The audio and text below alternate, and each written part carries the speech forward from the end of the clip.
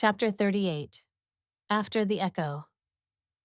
The Lord your God is with you, the mighty warrior who saves. He will take great delight in you. In his love he will no longer rebuke you, but will rejoice over you with singing. Zephaniah 3, verse 17. James and Ruthie made their way back to the small apartment in silence. The air between them felt thick, not with distance, but with everything that had just been spoken in the courtroom. It clung to them like ash after a fire. James watched as Ruthie walked in first, her steps slow, almost detached. She placed her bag on the table with trembling hands. She didn't speak, didn't cry, didn't collapse. She just turned and walked into the bedroom, closing the door softly behind her. James stood frozen in the middle of the living room, his heart aching with a helplessness he couldn't explain. He wanted so badly to rush after her, to hold her, to somehow take all the pain and the memories and the horror and undo it. But he knew better. Some wounds needed silence. Some griefs required space to breathe. He sank onto the couch and stared blankly at the TV screen, flipping it on just for the noise. Something mindless played. Lights, colors, sound. But it might as well have been static. His eyes didn't focus. His mind didn't follow. All he could see was Ruthie, standing in that courtroom, her voice shaking but strong, her hands trembling but held high, speaking truth no woman should ever have to speak. James rubbed his palms over his face, eyes burning. He thought of Ellie, of the things she never got to say, the things he never got to hear. His sister had suffered too, and she'd carried it alone until it killed her. And here was Ruthie, fragile but unbroken, wounded, yes, but standing, telling the truth for every woman who'd been silenced, and in doing so showing a kind of strength that James had no words for. It undid him. He dropped his head into his hands. He whispered a solemn prayer. God, please cover her. Please hold her heart. Wrap her in the kind of peace only you can give. He sat there, hands clasped, elbows on his knees, not praying fancy words, just being in God's presence with his ache. He didn't know what healing looked like from here. He didn't know how to fix any of it, but he knew this. He loved her. Not just the idea of her, not the rescued version. He loved all of her, the fire, the faith, the fractures. And he would wait, he would protect, he would pray, because everything in him was screaming now with a truth he could no longer ignore. He didn't just care for Ruthie, he was in love with her, and more than anything in the world he wanted her to feel safe. Ruthie sat on the edge of the bed in the apartment, the room dim but quiet. Her hands were clasped loosely in her lap, her breathing slow and steady. For the first time in what felt like years, the silence wasn't heavy. It wasn't filled with panic or dread or what-if questions. It just was. Something had shifted in her. She wasn't being run by fear anymore. The courtroom, her voice, the echo of her truth. It had stripped something away, not her softness, not her scars, but the lie that she had to keep hiding, the lie that he still had any hold on her. She knew the sentencing wouldn't be for another week, maybe longer. The system moved slow, but oddly, it didn't matter. Whether it came tomorrow or a month from now, Ruthie had already made a decision. Dylan didn't get another minute of her life. He didn't get to live in her chest like a shadow. He didn't get her thoughts, her energy, her peace. She stood, walked toward the bathroom and started the shower. She waited for the steam to rise around her like a veil. As the water poured over her skin, she let it become something more than just routine. She let it become release. Every drop was a shedding. Every breath was a prayer. She lingered under the water, her hands resting against the wall, letting herself feel the warmth, not as a luxury, but as a right. When she stepped out, she didn't wrap herself in shame or retreat into old habits. Instead, she stood a little taller. She took her time. She brushed her hair slowly. She reached for her makeup, not to hide, not to prove anything, but to honor her reflection, to soften into herself again. For the first time in a long time, she wanted to feel at home in her body. Not perfect, not performative, just hers. She pulled on her favorite blouse, one she hadn't worn in months, and a soft pair of jeans. No frills, just something that felt like Ruthie. Then she stepped out into the lounge.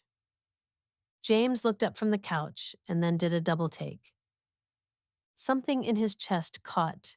She wasn't just standing taller. She looked different, not in the way she was dressed, but in the way she carried herself. Like something transformative had broken loose in her.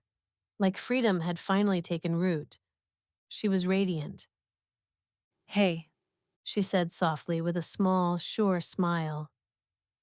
James stood slowly, unsure of what to say. She was breathtaking, not because of makeup or clothes, but because of what she'd survived, because of what she'd reclaimed. Ruthie tilted her head and looked at him gently. let's go out to dinner. She asked. James blinked. Are you sure? She nodded once. Yes, just the two of us.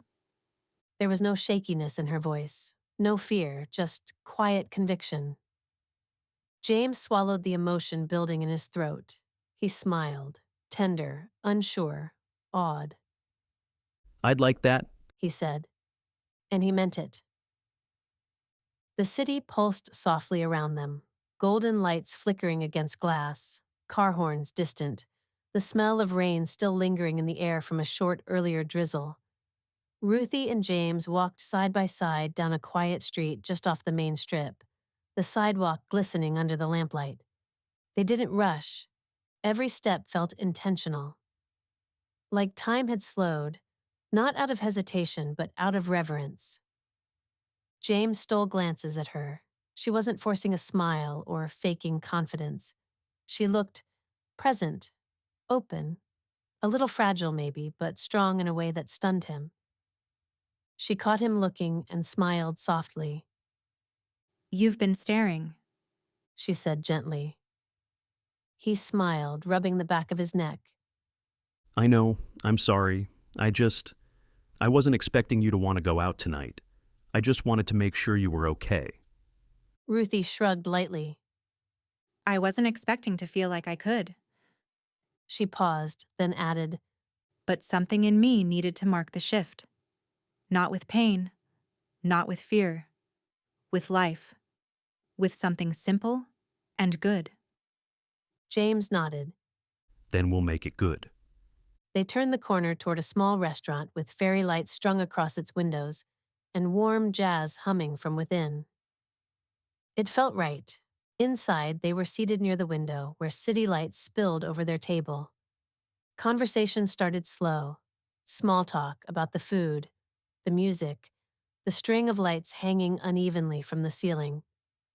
But slowly, it deepened. Ruthie talked about what it felt like to walk into that courtroom.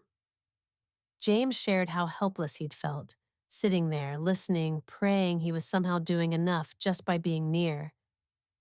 They laughed once, about how awful the coffee was back at the apartment.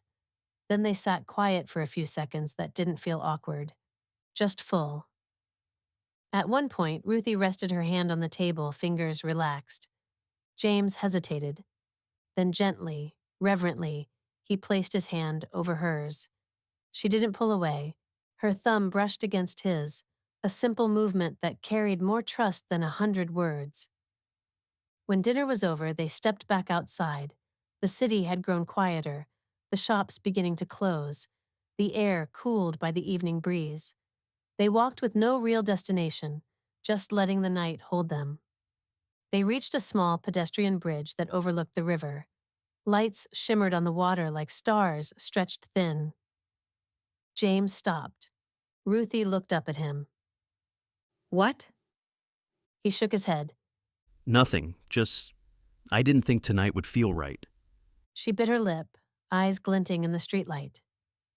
You've seen me at my worst. Maybe it's time you get to see the rest. James stepped a little closer, not rushing, not pressing, just enough that she could feel his warmth, the safe kind, not consuming, not demanding, just present, the kind of closeness that asked permission without needing words. His voice dropped low, a gentle rumble beneath the quiet. Can I tell you something? Ruthie nodded, breath already catching before he even spoke. I've loved you for a while now. He said softly.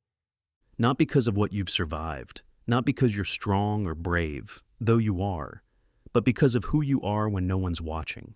Because I see your tenderness, your fire, the way you choose faith when it would be easier not to. I see you, and I'm not going anywhere. Her breath hitched. Her eyes shimmered beneath the streetlight, like they were holding back both history and hope. I don't know how to do all of this, She said. but I love you so much. The confession came out as if it surprised even her, not because it was sudden, but because it had been waiting in the wings of her heart, quietly growing. She exhaled, and then, slowly, deliberately, she leaned in, not as a performance, not for reassurance, but as a choice. So did he. Their foreheads met first, gently, as if checking for safety, as if honoring every moment that had come before. Then James lifted his hand and brushed her hair back, his thumb grazing her cheekbone. He cupped her jaw like she was something precious, not fragile, but sacred. And then they kissed, soft and steady, a meeting of two stories written with sorrow and resilience, with grief, grace, and God. When they pulled apart, they didn't speak. They didn't need to. The city around them had quieted. The lights hummed. The river moved beneath their feet. And somewhere in the space between breath and heartbeat, the night said it for them. Something new has begun. Thank you for listening to this chapter of Healing on the Land. If this story has touched your heart, I'd love for you to come join me for the next chapter. You can find it here on this channel. If you'd like to support more Christian storytelling, you can purchase the full book or make a donation using the link in the description.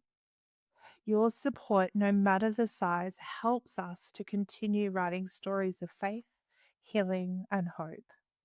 And don't forget to like this video and subscribe to this channel. May God bless you, and I hope you have a lovely rest of your day.